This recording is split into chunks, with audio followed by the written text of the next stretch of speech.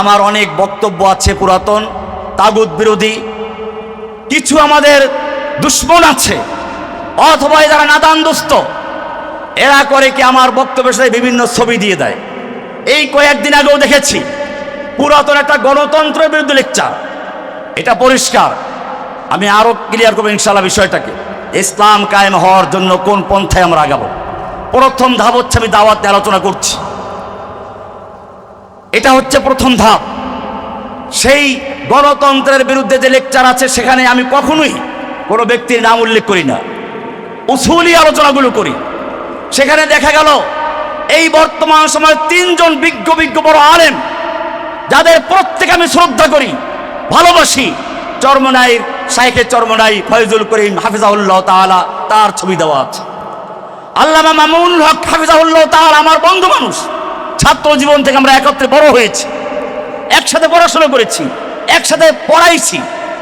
এরপরে আমার সবচেয়ে শ্রদ্ধেয় ভাজন উস্তাদ শাইখুল হাদিস আল্লামা আজিজুল হক সাহেব রাহমাতুল্লাহ আলাইহির ছেলে, তার ছবি দিয়ে তারপরে দেখা আছে জন্য আমি তাদেরকে তাকফির করেছি। আমি এই লোকগুলোকে বলবো, শোনো, যদি সত্যিকার ইসলামকে ভালোবাসো, আমাদের ভালোবাসো, তুমি আমাদের চরম ক্ষতি করেছো, ইসলামের ক্ষতি করেছো, দাওয়াতের ক্ষতি করেছো। এই লোকগুলোর নাম তো আমিও জানি। যদি আমার বক্তব্য তাদের বিরুদ্ধে হতো, আমি তাদের নাম উল্লেখ করে বলতে পারতাম। আমি যখন নাম উল্লেখ করে বলি নাই, কোনো ব্যক্তি বিরুদ্ধে নয়, তাহলে মনে রাখতে হবে তুমি তাদের নাম যুক্ত করে দিয়ে গাদ্দারি করেছো, খেয়ানত করেছো। কিয়ামতের মাঠে তোমার বিরুদ্ধে আল্লাহ তাআলা মামলা দায়ের করবেন ইনশাআল্লাহ। সেটা মনে রাখতে হবে। কাউকে কোনো ঠিকাদারি দেওয়া হয় নাই আমাদের বক্তব্য কেটে কেটে কারো বিরুদ্ধে প্রচার করার জন্য। কাউকে কোনো ঠিকাদারি দেওয়া হয় নাই আমাদের বক্তব্যের সঙ্গে কারো ছবি যুক্ত করে দেওয়ার জন্য। এরকম যারা করছে, তারা যদি আমাদের কোনো হিতাকাঙ্ক্ষী হয়ে থাকে, তাদেরকে তওবা করতে বলবো, ক্ষমা চাইতে বলবো। আর যদি কোনো দুশ্মনী কাজ করে থাকে, কিয়ামতের মাঠে আল্লাহর দরবারে তাদের বিরুদ্ধে নালিশ করবো ইনশাআল্লাহ। আর দুনিয়াতেও সুযোগ করে আমরা তাদের বিরুদ্ধে ব্যবস্থা নেব ইনশাআল্লাহ। আমি বলছিলাম প্রথম ধাপ হচ্ছে দাওয়াত ইলাল্লাহ। এক্ষেত্রে আল্লাহর দ্বীনের দিকে দাওয়াত দেওয়া, ইসলামের দাওয়াত দেওয়া, এটা নবীর প্রথম ধাপ। উলাইকা কাতাবা ফি কুলুবিহিমুল ঈমান, ঈমানের বীজ রোপণ করা। আল্লাহ নবী সেটাই করেছেন। আপনি মনে রাখবেন, দাওয়াতের ক্ষেত্রে মানুষের সম্মান আছে। আল্লাহ কোরআনে বলেছেন, ওয়ালাকাদ কাররামনা বনি আদম, আমি বনি আদমকে সম্মানিত করেছি।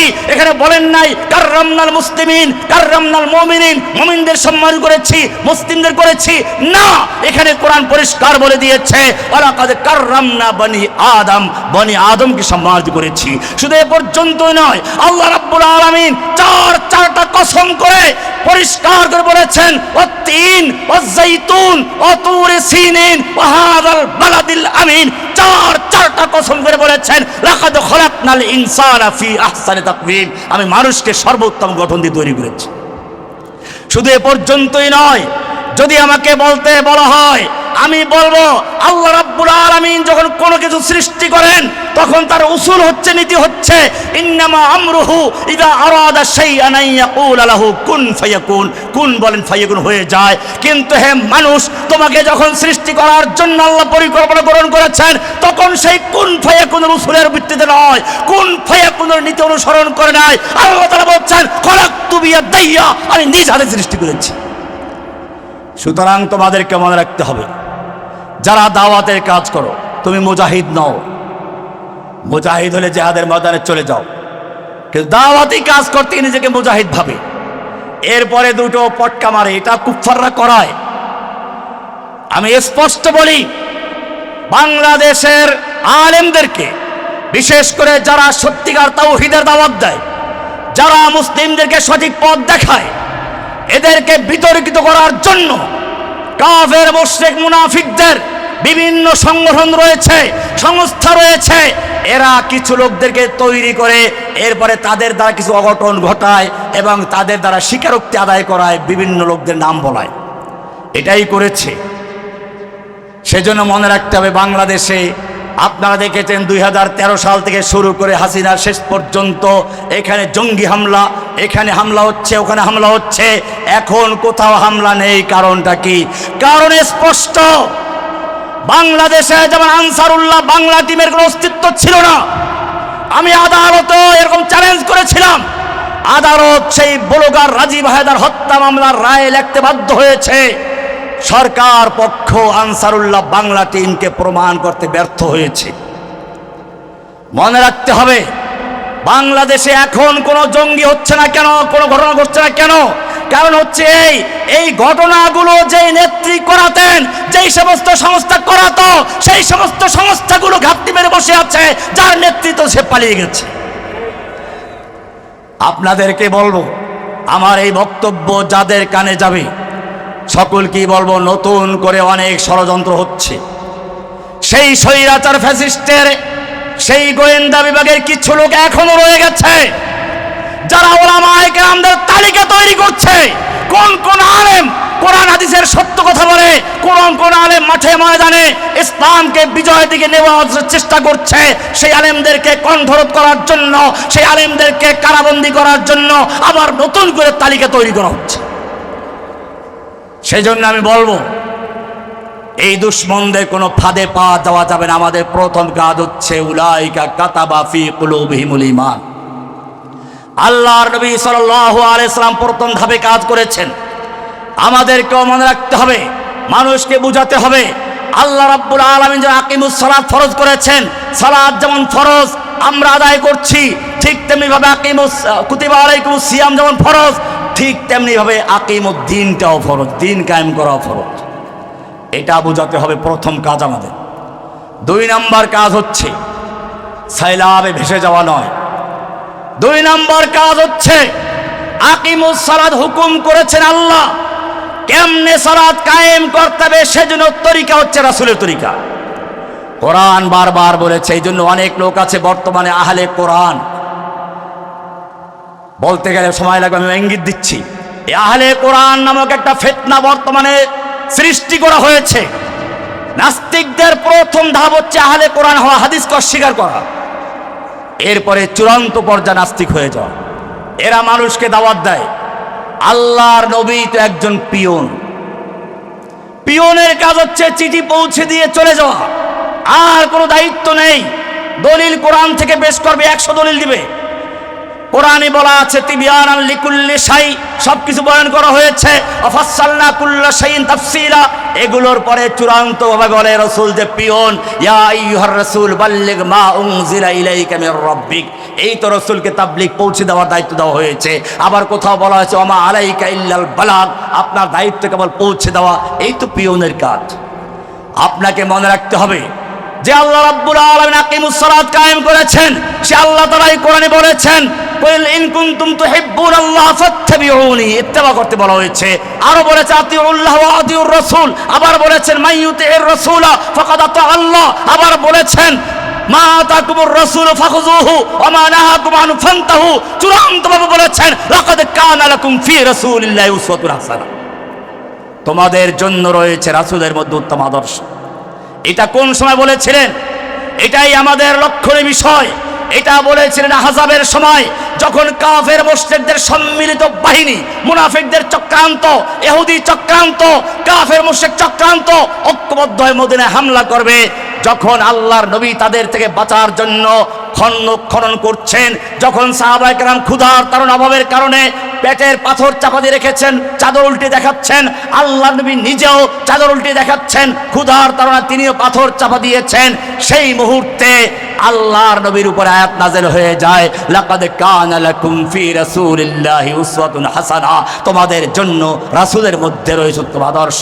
তার মানে হচ্ছে এই কঠিন অবস্থাতে তুমি দিনকে বিজয়ী যদি করতে চাও, সেই ইস্তাওকাদা নারান আলোক উজ্জ্বল সেই দিনকে যদি বিজয়ী করতে চাও, আল্লাহর নবী যেরকম ভাবে আপোষহীনভাবে কাজ করে গেছেন সেই কাজ তোমাকেও করতে হবে।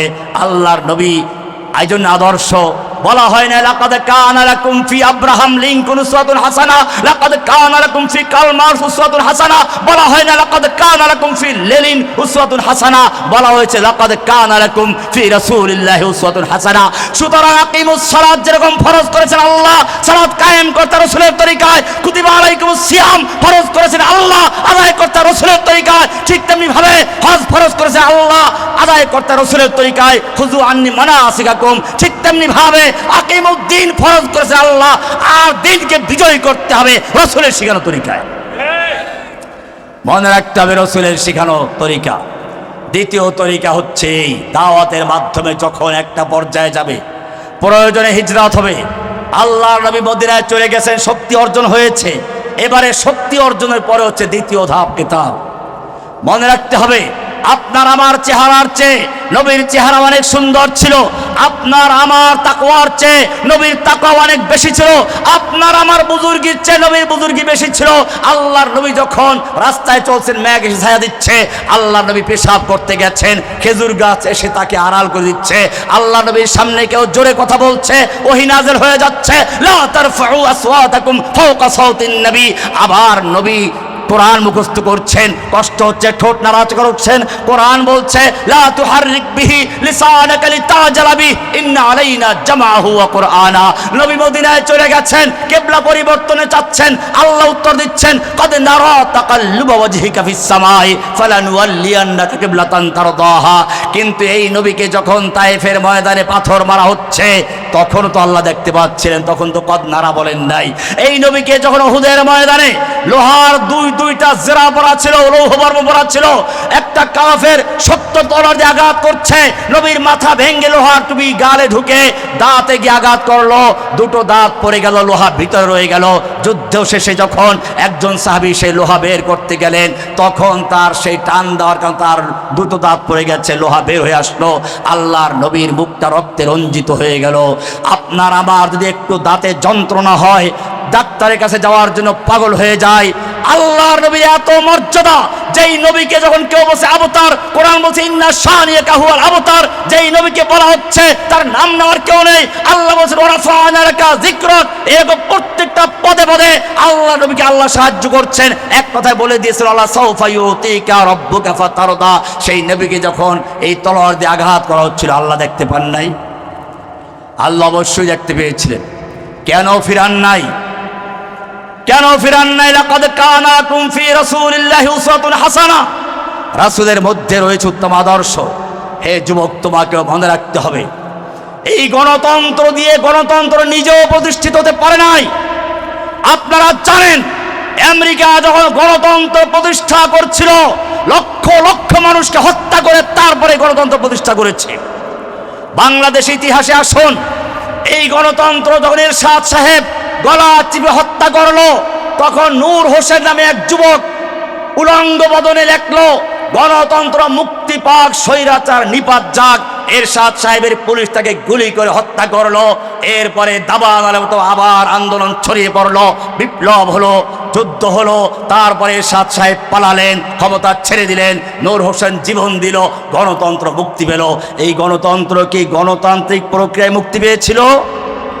আবার যখন স্বৈরাচারী ফ্যাসিস্ট হাসিনা গণতন্ত্রকে কবর দিয়েছিল, ডামি ভোট, নাইট ভোট, বিভিন্ন রকমের চুরি করে যখন গণতন্ত্র নামক একটা পচা লাশকে, দুর্গন্ধকে কবর দিয়েছিল, তারপরে আবার আবু সাইদ বুক চাটান করে দিয়ে বলল এই গণতন্ত্র উদ্ধার করতে হবে, পুলিশ তাকেও গুলি করে দিল, আবু সাইদ চিত হয়ে পড়ে গেল, শহীদ হয়ে গেল, আবার গণতন্ত্র মুক্তি পেল।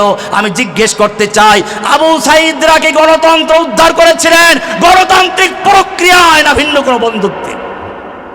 তাহলে যদি ইসলামকে বিজয়ী করতে হয়, মনে রাখতে হবে গণতান্ত্রিক প্রক্রিয়ায় নয়, গণতন্ত্র নিজে যেই প্রক্রিয়ায় প্রতিষ্ঠিত হয়, ইসলামকে বিজয় করতে হলে সেই প্রক্রিয়ায় বিজয় করতে হবে। সেটাই আমি শুরু করেছিলাম। ওমর ইবনে খাত্তাব রাদিয়াল্লাহু তাআলা বলেছেন, লা ইয়াসলুহা আখিরু হাদিল উম্মাহ ইল্লা বিমা সালুহা আউয়ালুহা। এই উম্মতের শেষ প্রজন্ম ওই পন্থা এবং পদ্ধতি দিয়ে বিজয় লাভ করবে, সফলতা অর্জন করবে, যেই পন্থায় প্রথম প্রজন্ম সফলতা অর্জন করেছিল। সেজন্য মনে রাখতে হবে এটাই হচ্ছে আমাদের পথ। দুটো কাজ, একটা হচ্ছে তাওহীদের দাওয়াত, 2 নম্বর হচ্ছে দিনে একামতের দিনের জন্য রাসূলের তরিকা অনুসরণ করা। এই দুটো পথ যদি অনুসরণ করা হয় তাহলে মনে রাখবেন এই সমাজের কোনো যুবক আর খ্রিস্টান হবে না, বা খ্রিস্টান হলেও সে আর লেখালেখি করবে না। কারণ প্রথম ধাপ যদি অন্তরে ঈমানকে বসাতে পারেন তাহলে মনে রাখবেন, আজকে বলা হয় অমুক খ্রিস্টান হয়ে যাচ্ছে, অমুক মেয়ে হিন্দুর সঙ্গে পালিয়ে গেছে, আমি বলি অমুক লোক আবার নাকি পরিবেশের কারণে ঈমান হারা হয়ে যাচ্ছে যুবকেরা। আমি বলি শোনো, যেই ঈমান পরিবেশের কারণে অর্জন হয়, যেই ঈমান পরিবেশের থেকে অথবা অরিস সূত্রে প্রাপ্ত হয়, মা বাপ মুসলমান তাই মুসলমান হয়েছে, অর্জিত ঈমান নয়, তাওহীদ অন্তরে প্রবেশ করে নাই। ওয়ালাম্মা ইয়াদখুলুল ঈমানু ফি কুলুবিকুম, যাদের অন্তরে ঈমান প্রবেশ করে নাই সেই ঈমান খ্রিস্টান মেয়ে দেখলে খ্রিস্টান হয়ে যায়, হিন্দু ছেলে দেখলে বিয়ে বসে গিয়ে তার সাথে পালিয়ে যায়, আবার দুই মন চাউলের জন্য ধর্ম ত্যাগ করে, আবার ইসলামীতে লেখালেখি করে। মনে রাখতে হবে, যেই ঈমান বুঝে শুনে হয়, যেই ঈমান ত্যাগ এবং কোরবানির বিনিময় হয়, সেই ঈমান হয় ইসমাঈলের ঈমান। যখন তাকে বলা হয় ইন্নী আরা ফিল মানামে আন্নী আযবাহুকা ফানজুর মাযা তারা, তখন সে বলে ইয়া আবাতি ফাআল মা তুমার সাতাজিদুনি ইনশাআল্লাহ মিনাস সাবিরিন। যে ঈমান বুঝে শুনে হয় সেই ঈমান বেলাল